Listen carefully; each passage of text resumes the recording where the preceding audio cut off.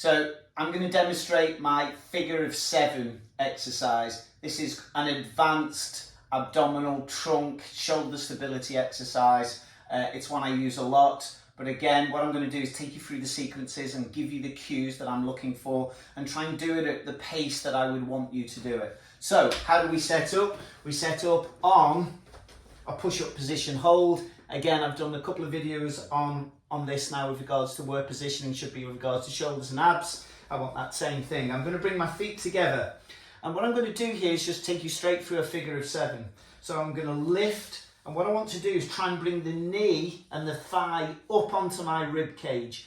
By doing this now, I'm already getting a lot of tension through the abdominal wall. And so that's the starting position. I want to lift, bring through. I want to hit the back of the elbow with no foot touching the floor. I come across, hit the other elbow, working really hard, bringing it back and then taking it back.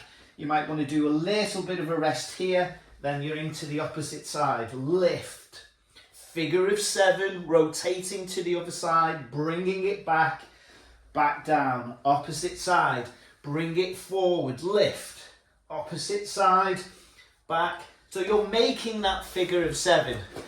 I like to do, you can hear my heart rate, because it's a good workout. I like to do 4 either side with about a sort of 2 to 3 second sequence of a figure of 7.